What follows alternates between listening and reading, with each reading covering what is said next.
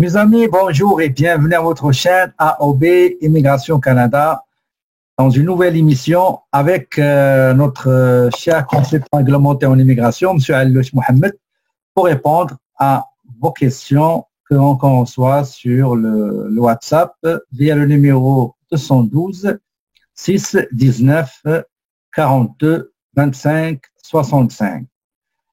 Ça va, M. Alouch? Oui, ça va très bien et vous, M. Brahim? Ah ouais, merci beaucoup.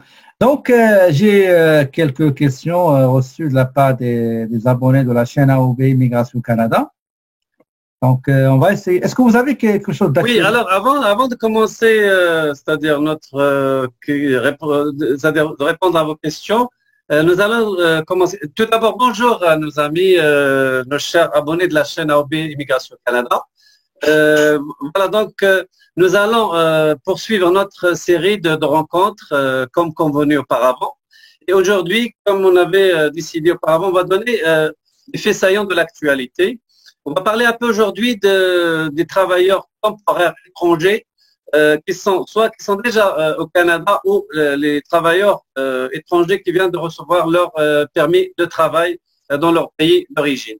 Alors, tout d'abord, donc, il y a des informations qui concernent les travailleurs étrangers qui sont déjà ici au Canada. C'est jamais, ils ont, c'est-à-dire leur employeur met fin, c'est-à-dire sont les manger de leur emploi ici au Canada. Mais en attendant de recevoir leur permis de travail et de faire leur CAQ et toutes les démarches, c'est-à-dire avec l'immigration, ils peuvent commencer à travailler avant de recevoir leur permis de travail. Donc ça, c'est une exception qui a été, c'est-à-dire faite dernièrement. C'est pour permettre aux gens c'est-à-dire d'intégrer leur nouveau travail sans qu'ils aillent attendre leur EMT s'il y a lieu, l'étude d'impact sur le marché de travail, la demande de CAQ, la demande de permis de travail, etc. Donc ils peuvent juste montrer ils ont fait la demande, que la demande de processus est en cours. Ils peuvent commencer déjà de travailler avec un nouveau employeur.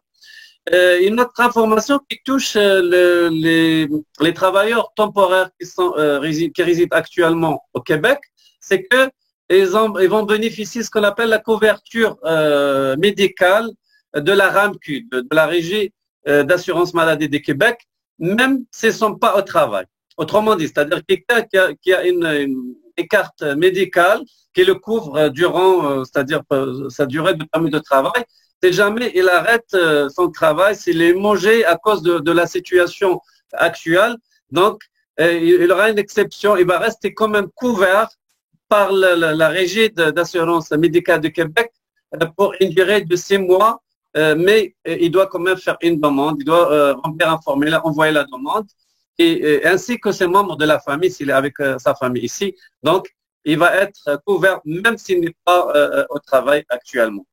Donc voilà donc je dirais les informations concernant aujourd'hui pour les travailleurs autonomes. On va revenir prochainement sur les autres aspects de l'immigration. On va essayer de vous donner d'autres nouvelles très prochainement. Bah, merci pour ces nouvelles. Je vous en prie. OK. Donc, on va passer directement aux questions qu'on a reçues. Donc, voici la première, s'il vous plaît. Parlons. Salam, monsieur Alouch. Je suis Omar, j'ai 22 ans. La question que j'ai aujourd'hui, s'il vous plaît, monsieur, c'est que j'ai eu mon bac en 2016.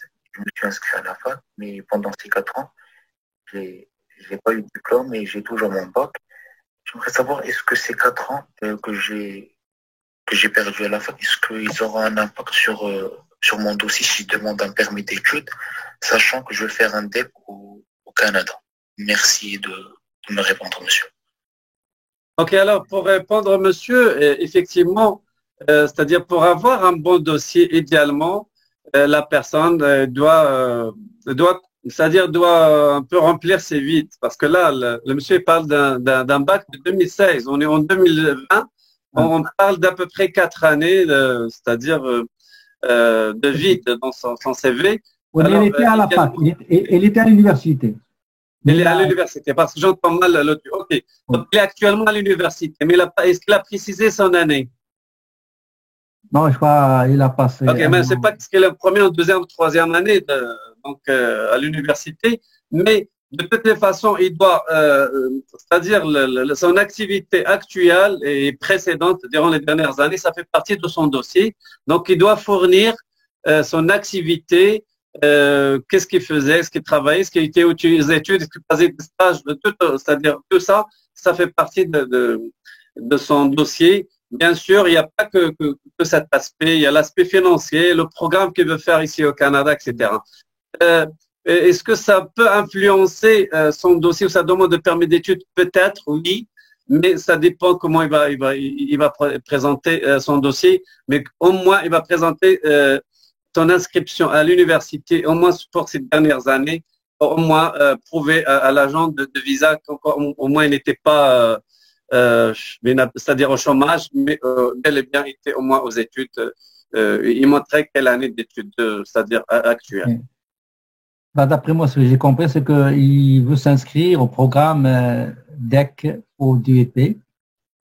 Ça, c'est correct. Il peut faire l'un ou l'autre parce qu'il a déjà, c'est-à-dire son baccalauréat, mais c'est un choix. Mais on peut plus le conseiller d'aller dans un DEC au lieu d'un DEP parce que c'est-à-dire les agents de visa de plus en plus ils sont réticents avec c'est-à-dire de donner des visas pour les DEP, mais moi je le conseille d'aller plus avec un DEC ou peut-être même avec un bac universitaire, ce sera encore mieux.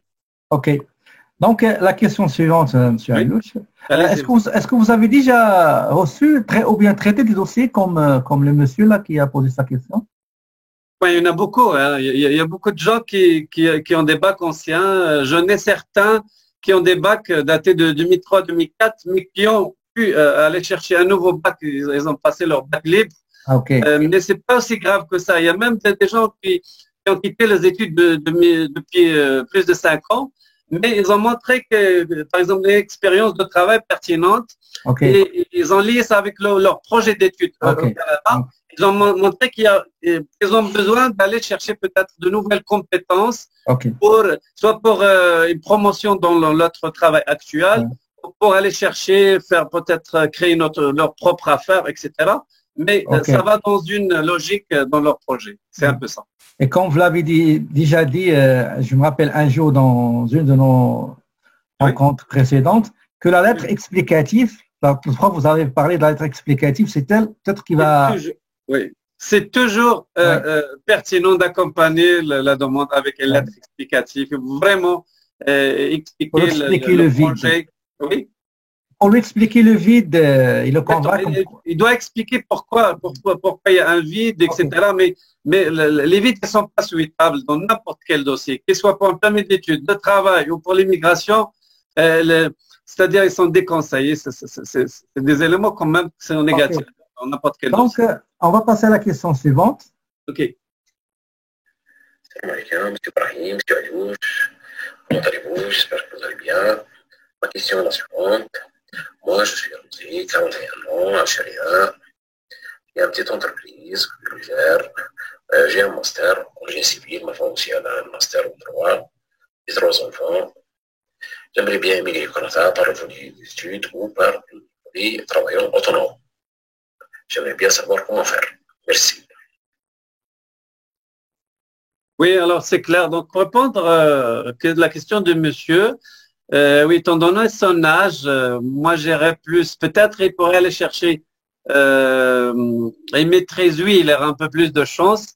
Mais étant donné son âge, moi je le conseillerais plus de venir dans le cadre des gens d'affaires.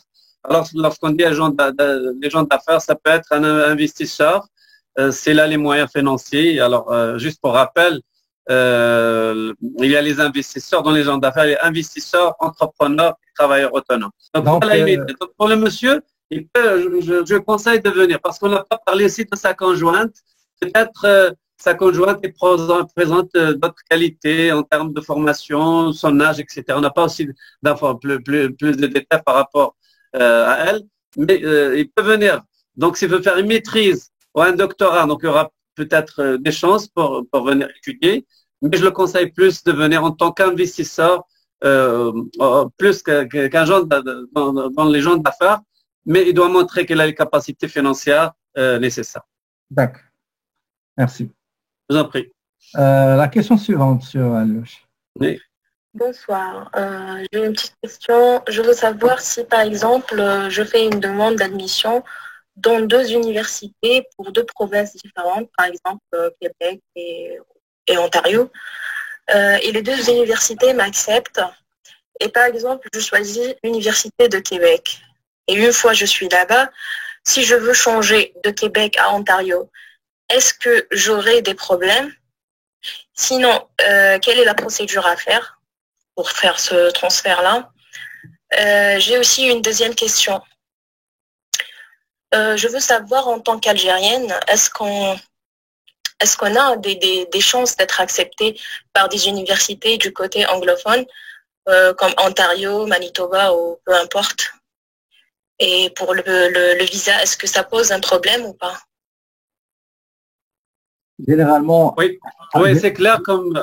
généralement, je demande une seule question. S'il vous plaît, une seule question. Pour laisser la chance aux autres de poser leurs questions. Ok, de toute façon, les deux questions étaient claires. Alors, la première question était de changer, la possibilité de changer de l'université à une autre à l'intérieur du Canada. Oui, c'est faisable, c'est possible. Il y a des gens qui viennent ici au Québec, après partent dans une autre province, d'autres qui sont passés dans d'autres provinces et reviennent ici au Québec. Donc, ça se passe d'un côté à l'autre. Sauf, il est plus facile d'aller de Québec dans une autre province parce que les autres provinces, ils ne demandent pas de CAQ. Donc, c'est un processus de mois. Mais par contre, on fait une demande de changer la province. Il faut quand même informer le IRCC, l'immigration, comme quoi il va déménager, il va aller dans une autre université pour étudier, mais ça devrait être le même, c'est-à-dire le même niveau, etc. Ça, on est d'accord là-dessus.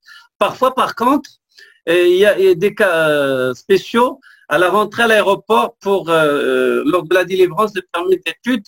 Les agents, ils peuvent mettre certaines restrictions. Par exemple, ils peuvent mettre permis d'études, c'est-à-dire à l'UQAM, par exemple. Pour le Québec seulement. Québec, donc là, c'est un permis d'études pour le Québec, il ne peut pas aller en Ontario. Donc pour ça, il doit vraiment faire le changement de son permis d'études. Alors pour la deuxième question, je crois qu'il a parlé de pour la première, il a demandé les procédures de changement. Est-ce que c'est... Il n'y a pas c'est-à-dire, j'ai dit, il faut juste, s'il veut aller de Québec dans une autre province, il faut juste informer l'immigration comme quoi il va déménager de Québec dans une autre province. Est-ce qu'en ligne ou par écrit? Oui, il peut le faire. Non, c'est par écrit, c'est toujours par écrit. Il peut le faire par web form, le formulaire web, mais il y a aussi il peut les appeler aussi parfois, même au téléphone, ça peut passer aussi. Mais ce qui est suggéré pour tout changement avec l'immigration, c'est de les contacter attendez, on peut le faire par le formulaire web, mais on peut le faire dans le compte Mon CIC, dont on a parlé auparavant. On peut rentrer directement et faire la modification à l'intérieur de son compte CIC. Oui. D'accord, Mon CIC, pardon. D'accord? Ok. La deuxième question, oui, n'importe qui peut demander, c'est-à-dire l'admission dans des provinces anglophones, sauf que ces universités-là, ils demandent ils ont leur exigence de langue, mais chaque université, il a un règlement, etc. Donc, il faut vraiment aller sur le site web de l'université et s'assurer c'est quoi les exigences et il faut se conformer à ces exigences-là. On passe à la question suivante. Bonjour, monsieur Alouche. Bonjour, monsieur Brahim. Merci pour tout ce que vous faites pour nous. En fait, je me présente, je me nomme Samir. J'ai un master en droit français privé, option droit des affaires. C'est un master ici, donc en université à Rabat. Je sais que le droit, en fait, n'est pas très intéressant pour l'immigration. Par contre, je travaille, ça fait 9 ans au sein du ministère de l'Éducation nationale, enfin, un temps dans le lycée. J'ai 38 ans et ma femme, elle a 31 ans. Ma femme dispose de 2 diplômes. Un diplôme accrédité en tant qu'infirmière, enfin, infirmière auxiliaire, et un diplôme ISTEA C'est un diplôme de hôtellerie, hébergement, voilà. Donc, gestion hôtelière, option hébergement. À me voiler, bien entendu. Donc, il y a la sœur de ma femme qui réside au Canada, plus précisément à Blainville. Elle a la nationalité canadienne. J'ai déjà visité le Canada, on a passé en 2018 un mois, moi et ma femme et ma petite fille de 4 ans. Et je voulais juste savoir si on a des chances. Par contre, je voulais juste insister que le niveau linguistique de ma femme est vraiment passable. Est passable. Et je ne sais pas quelle voie nous allons suivre. Est-ce que l'entrée express ou bien on va chercher un permis de travail pour ma femme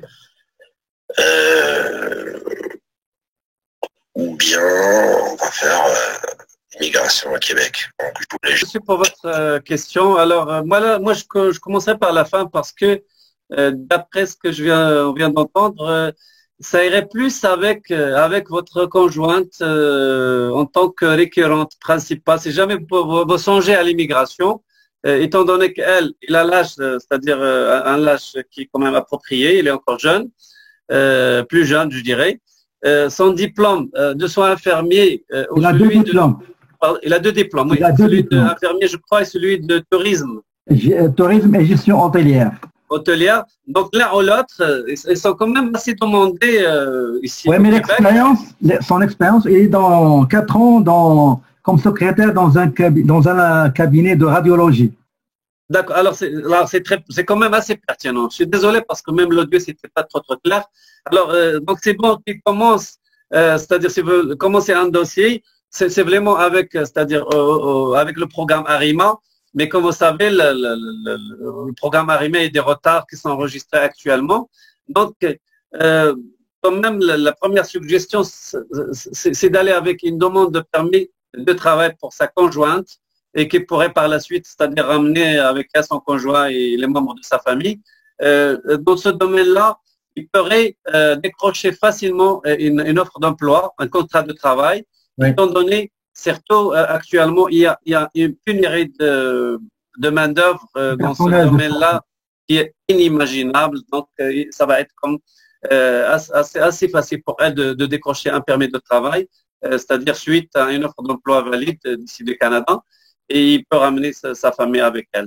Pour l'autre express, je ne vois pas beaucoup de chance, étant donné l'âge c'est-à-dire du monsieur, de deux, parce que s'il a parlé parce que comment dirais-je, les niveaux de langue aujourd'hui avec l'entrée express, le programme de l'entrée express, c'est vraiment c'est pris en considération d'une façon de plus en plus, c'est-à-dire vertigineuse. Pourquoi? Parce qu'ils donnent beaucoup de notes pour la première et pour la deuxième langue. Et puis, puisque le monsieur, il précise que le niveau de langue de sa conjointe, il est passable. Donc, ils n'ont pas beaucoup de chance de passer par l'entrée. Monsieur travaille la langue française. Oui, ça c'est la suggestion, c'est la recommandation qu'on pourrait faire à sa conjointe, c'est d'améliorer son français, oui. Quel que soit le chemin qu'ils veulent emprunter. C'est pas un permis de travail, donc il doit quand même, parce qu'il peut-être il se peut qu'il passerait des entrevues d'embauche ou des entrevues avec l'agent de visa aussi à Rabat. Donc, c'est vraiment, il sera pertinent pour elle d'améliorer son niveau de français et d'anglais s'il y a lieu, s'il y a cette possibilité aussi. Voilà. OK. Donc, on va passer à la question suivante.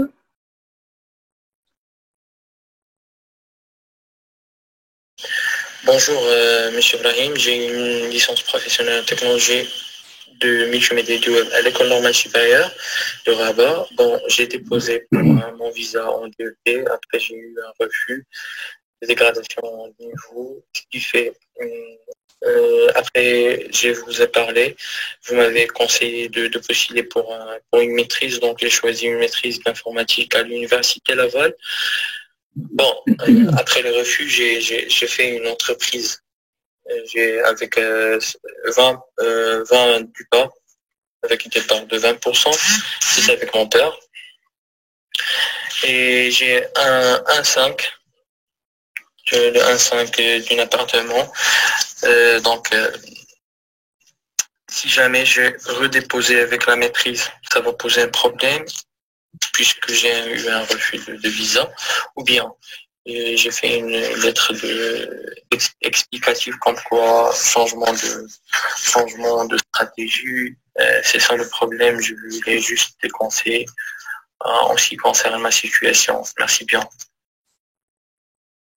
Ok, alors le monsieur, il parle d'un premier refus qui a été enregistré lors de sa première demande, c'est ça c'est normal. Lui, il a déjà une licence, il est allé chercher un DEP, c'est normal le refus. Hein. Alors, bien sûr, il n'y a pas de consistance et une dégradation de niveau, c'est normal parce que les agents tiennent de visa tiennent de plus en plus compte de cette situation. Oui. Donc, maintenant, pour remédier à la situation, effectivement, c'est l'offre pour une maîtrise. Ça va nous donner plus, c'est-à-dire c'est un diplôme plus important. Donc, il aura plus de chances. Il a parlé de création d'entreprise, etc. Donc, avec son père. Oui, mais ça c'est pas aussi grave, ça change pas grand-chose. Il va juste montrer comme quoi il était en activité, etc. Donc, il a quand même un intérêt pour étudier au Canada. Ça c'est bon. L'essentiel, que son père ou lui-même montre qu'ils ont les capacités financières suffisantes. Et en optant pour une maîtrise, donc il va remédier à la première situation. C'est vrai qu'il y a déjà comme un refus, c'est un peu une tâche un peu noire dans son dossier. C'est toujours pris en considération, mais je crois qu'il va remédier à cette situation parce que lorsque le motif de refus, c'est une dégradation de niveau, donc là, il va remédier à la situation. C'est présente un bon dossier avec une bonne lettre explicative de son projet d'études. Ça devrait aller cette fois-ci. Il a même un appartement. Peut-être ils ont fait ça pour créer le lien d'attachement. Peut-être. Qu'est-ce qu'on peut en penser? L'appartement au Maroc, c'est ça? Oui. Oui, mais ça, oui, parce que les agents c'est-à-dire ils sont conscients de cette affaire-là, parce que n'importe qui peut faire ça, mais n'importe qui, parce qu'il y a des parents qui font ces choses-là juste pour, mais que l'appartement qu'il soit à son nom, au nom de ses parents, c'est un plus dans le dossier. Et tant mieux si c'est à son nom personnel. Oui, c'est un plus, pourquoi pas.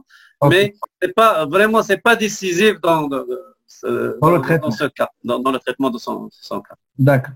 Okay. Mais ça reste toujours, comme vous l'avez suggéré, la lettre explicative. Oui, il doit expliquer le projet, pourquoi il retourne de nouveau, pourquoi il insiste d'étudier au Canada et pour essayer de convaincre l'agent qui va traiter son dossier. On aimerait bien vous accueillir la prochaine fois pour nous parler de cette fameuse lettre explicative. Ça sera hyper intéressant. Mais écoutez, la lettre explicative, c'est vraiment des lettres personnalisées. Hein. Il n'y a pas de lettre explicative qu'on pas utilisée pour toutes les situations. Chaque cas est différent. Oui. Juste, on va parler du contenu, les grands éléments, les principaux éléments qu'il faut évoquer dans la lettre. Écoutez, la lettre explicative en général, c'est un résumé du dossier. C'est un récapitulatif de tout ce qui a été montré en termes de pièces justificatives, en termes d'activité, en termes c'est-à-dire le programme de formation que vous voulez faire. Il faut justifier chaque chose. Il faut montrer qu'on a les fonds nécessaires, etc. Donc, on va dire, c'est un résumé de tout le dossier. C'est-à-dire l'agent, avant d'aller chercher, vérifier toute la paperasse, tout le dossier, les documents, les pièces justificatives, en lisant déjà sa lettre explicative, il va constituer une idée dans sa tête sur, c'est-à-dire sur comment dirais-je, sur le contenu de son du dossier. Exactement, c'est la solidité de son dossier. Est-ce que c'est un bon dossier, etc. Donc après ça, il va aller chercher et documenter parce que dans la lettre, à chaque fois qu'on parle d'un aspect, on souligne qu'il y a un document justificatif, etc. Okay. Et par la suite, il va aller chercher c'est-à-dire les documents, vérifier la véracité aussi de ces documents, etc. Okay. Ben, on va passer à la question avant la dernière, ok? Bien sûr, allez-y.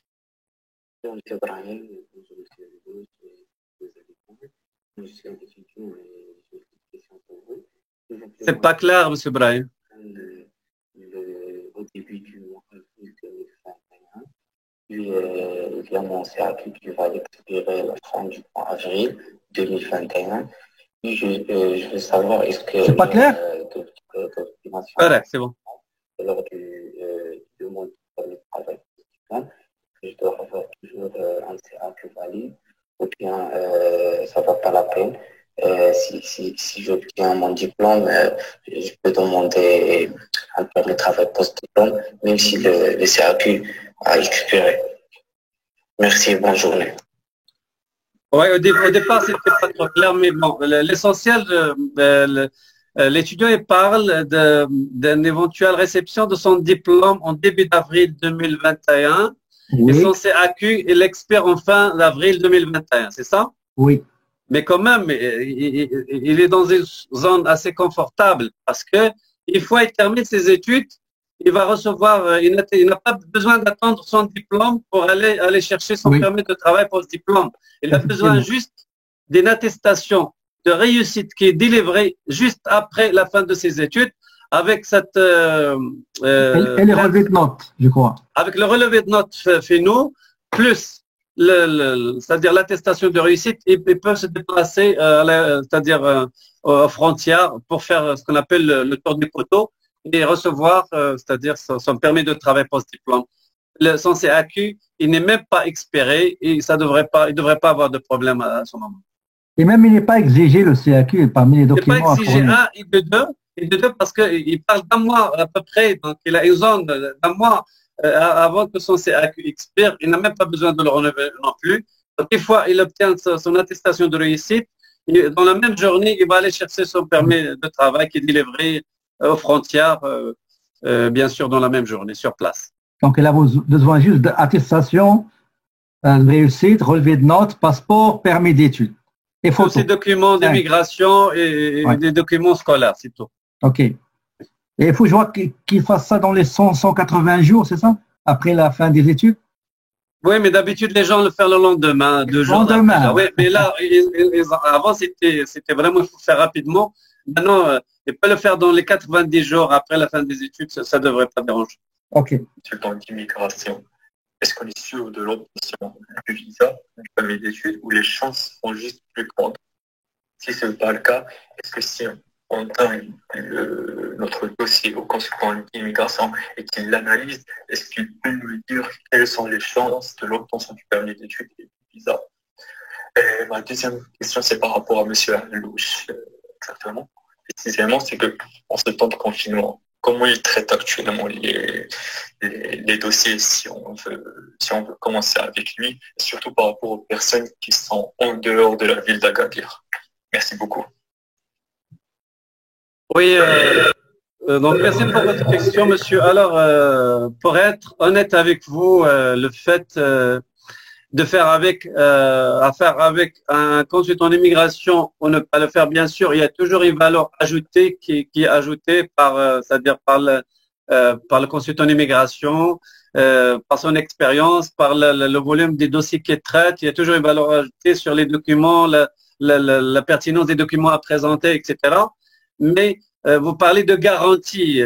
Honnêtement, il n'y a pas de garantie. C'est-à-dire le consultant d'immigration, il va essayer de faire de son mieux pour présenter, c'est-à-dire le dossier de la meilleure façon, c'est-à-dire pour aller chercher, c'est-à-dire une approbation de son dossier, une acceptation de son dossier, de permis d'études autres.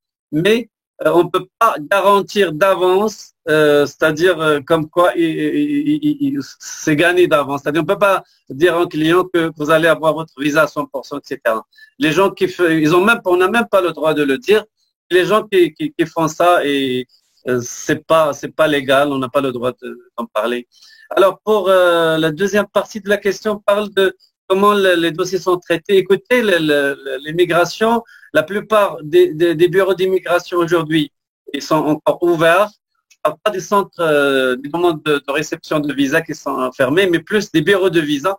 Ils sont ouverts et continuent à traiter leurs dossiers, mais bien sûr avec une certaine lenteur. Donc le délai de traitement des dossiers est devenu plus long que d'habitude. La raison qu'on a évoquée la dernière fois, donc tout le monde connaît, c'est la crise de la Covid-19 qui est derrière ça et la situation actuelle. Donc les dossiers, oui, on continue à les traiter. Il y a des souplesses un peu partout pour essayer d'aider les gens dans chacun de leur situation, auprès des écoles, des universités, pour aller chercher les admissions, que ce soit pour les demandes de CAQ, c'est vraiment, les délais sont du simple au double, mais aussi auprès des bureaux de visa pour les demandes de visa, de permis d'études, de permis de travail, c'est devenu assez lent quand même actuellement. Mais ça continue à travailler quand même. Donc, il n'y a pas d'arrêt de ce service-là. Mais je crois que sa question il parle du travail de consultants dans le confinement.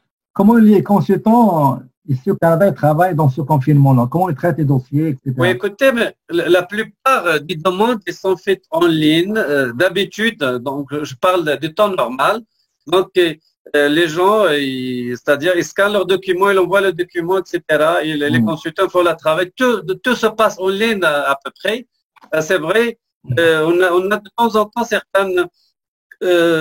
certaines rencontres, c'est-à-dire directes, si c'est vraiment c'est nécessaire. Mais dans la plupart des temps, on travaille les dossiers à distance. On parle au client avec les différents moyens qui existent aujourd'hui, technologies qui existent, soit par téléphone, soit par Skype, soit par le Zoom ou autre. Donc, il y a plusieurs façons de parler, même WhatsApp aussi. On demande juste les documents à être envoyés, transmis électroniquement et on fait tout le travail, donc comme d'habitude. Donc, Il avait une autre question concerne le fait d'aller chez un consultant avant de déposer le dossier. Il a demandé est-ce que le consultant il est capable, après d'avoir analysé le dossier, de dire est-ce que le dossier est solide ou non. Oui, est-ce que déposer ou non, attendre et chercher à améliorer. Mais c'est ça, effectivement, c'est le rôle d'un consultant. C'est ça son rôle primordial. C'est de vérifier la pertinence de dossier en totalité. Est-ce que tous les documents ils sont là? Est-ce que c'est-à-dire l'étudiant il a toutes les chances d'aller chercher son permis d'études? Et s'il y a des problèmes, c'est-à-dire de financement, c'est la capacité financière, il est pas suffisante. Donc il doit informer le client, c'est-à-dire pour qu'il regarde la situation, pour améliorer sa situation financière, ou peut-être aussi reporter la demande pour 2-3-6 mois, exactement, pour aller chercher le maximum de documents. Pour renforcer le dossier. Exactement, pour renforcer le dossier et par la suite avoir plus de chances d'avoir l'approbation de l'agent de visa. Ok, donc notre émission, il arrive à sa fin. C'est quoi votre conseil d'aujourd'hui? Oui, alors le conseil d'aujourd'hui, j'ai pensé quand même aux étudiants, certains sont déjà ici sur place au Québec, au Canada en général, études, parce qu'aujourd'hui on offre c'est-à-dire le début de cours en ligne en attendant de regagner les classes, mais il y a quand même des étudiants c'est-à-dire qui préfèrent travailler à temps plein parce que le gouvernement il a fait une souplesse dernièrement concernant certains métiers, certaines professions. Donc moi je suggère, c'est-à-dire je recommande à ces gens-là quand même de commencer parce que leur raison activité principale. Oui, leur arrivée ici au Canada, c'était pour un objectif précis de commencer leurs études. Oui. Et je crois qu'il y a un laisser-aller par certains. Donc, moi, je recommande à ces étudiants-là quand même de commencer leurs études, au moins pour garder leur statut et pour être conforme, c'est-à-dire au règlement, aux lois, c'est-à-dire local, mais aussi pour gagner du temps, parce que ces périodes de session maintenant, ils vont se retrouver à la fin avec un problème de prolongement de CAQ, de permis d'études, etc. Donc, ils vont quand même compliquer leur existence. Donc, c'est mieux de s'y prendre, c'est-à-dire dès maintenant, et commencer leurs études pour finir donc, le plus tôt possible. Okay. Voilà, donc je crois que c'est mon conseil d'aujourd'hui. Merci pour ce conseil précieux aux étudiants. Donc, on vous remercie beaucoup pour vos réponses. Non, merci. Et on espère vous revoir donc mardi prochain. Très prochainement. Donc c'est mardi prochain. Ok, alors on va parler le mardi prochain. Je remercie M. Brahim, je remercie vos abonnés. Merci. Et je les remercie aussi de la pertinence de leurs questions. Et donc voilà, donc on va essayer on va continuer à répondre ouais. Avec ce qu'on a comme élément. On fait le mieux pour répondre à leurs questions. Okay. Mais donc on va continuer dans ça et à la prochaine épisode. Ok. Donc, je vous remercie, mes amis, et je vous demande une autre fois, s'il vous plaît, envoyez juste une seule question courte, s'il vous plaît, pour laisser la chance aux autres pour qu'ils puissent poser leurs questions. Donc, merci pour votre attention. D'ici une nouvelle capsule, je vous souhaite une très belle journée et je vous dis, mes amis, à la prochaine. Merci, à bientôt.